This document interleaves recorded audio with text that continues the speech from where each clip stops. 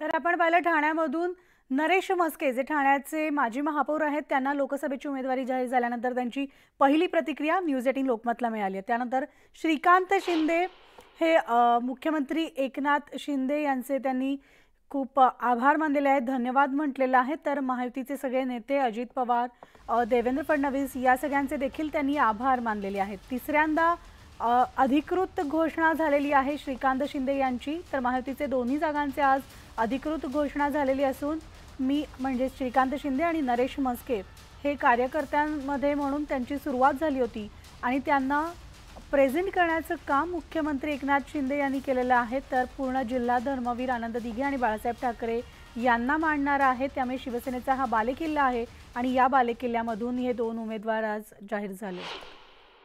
माननीय मुख्यमंत्री एकनाथ शिंदे साहेबांचं खूप खूप धन्यवाद व्यक्त करतो। सगळ्या महायुतीच्या सर्वच्या सर्व जे नेते आहेत, माननीय देवेंद्रजी फडणवीस साहेब असतील, अजितदादा असतील, या सगळ्यांचंही खूप खूप धन्यवाद व्यक्त करतो की पुन्हा एकदा जे आहे की तिसऱ्यांदा या कल्याण लोकसभेमधून जे आहे हे अधिकृतरित्या घोषणा जी आहे ती आज झालेली आहे। आज ठाणे असेल किंवा कल्याण असेल, या दोन्ही जागेची घोषणा झालेली आहे आणि या दोन्ही जागा ज्या आहेत महायुतीच्या, मी असेल किंवा नरेशजी म्हस्के असतील। नरेशजी म्हस्के एक कार्यकर्ता, महानगरपालिकेमधून त्यांची सुरुवात झाली। आज जे आहे हा ठाणे लोकसभा त्यांना रिप्रेझेंट करण्याचा चान्स जो आहे ठाणे लोकसभेवरती उमेदवारी जी आहे ही माननीय मुख्यमंत्री एकनाथ शिंदे साहेबांच्या आशीर्वादाने मिळालेली आहे।